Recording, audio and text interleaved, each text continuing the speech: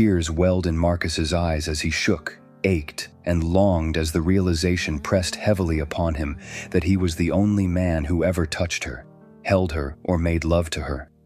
Simone was his and his only. A desperate need surged within him, wanting to wake up beside her and never face the world without her again.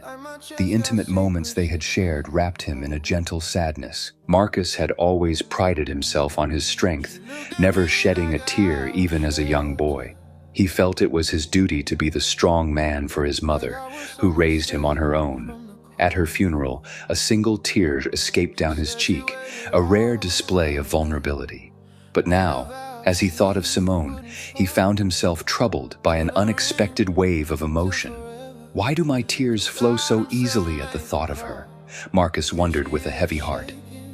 Despite his best efforts to understand, he found himself lost in a sea of feelings that he couldn't quite grasp. Meanwhile, across town, as the rest of Seattle slept, Simone sat in her kitchen beneath the dim light of a single pendant lamp. The clock on the wall ticked past midnight. Her elbows rested on the table, her fingers entwined, her Bible open but unread in front of her. She found herself lost in thought, trying to understand the deep and heartfelt bond that had uniquely connected her to Marcus in such an overwhelming way.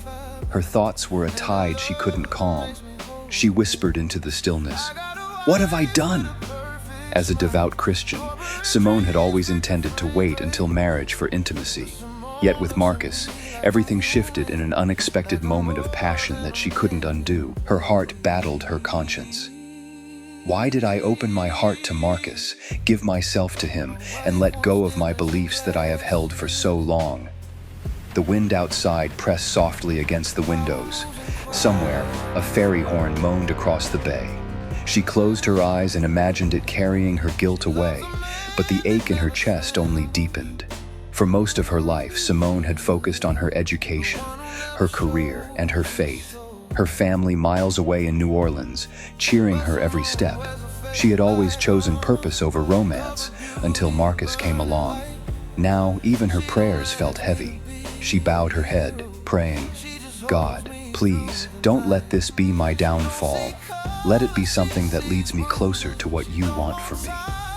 The rain continued its steady rhythm against the glass, a lullaby for a heart torn between love and conviction.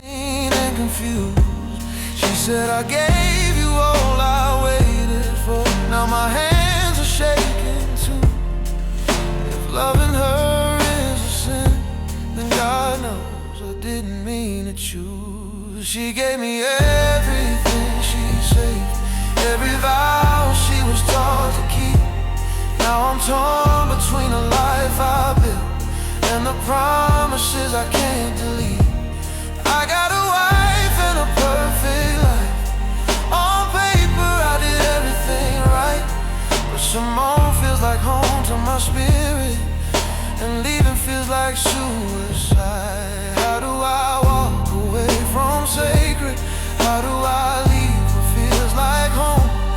How do I protect her heart when the world would stone us both? White skin, dark truth, silent room, eyes that judge what they don't know.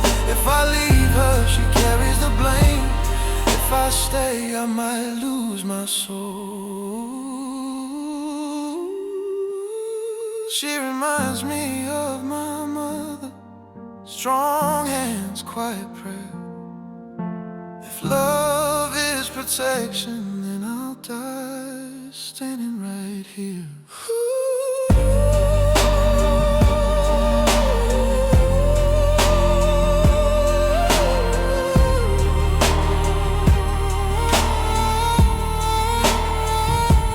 She gave me everything she said, every tear she never cried.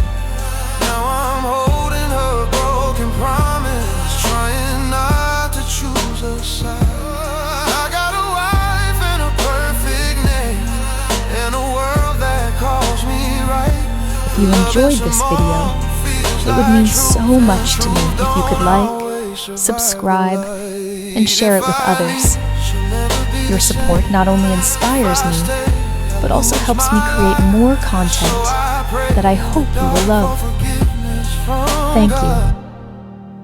From love, from my wife.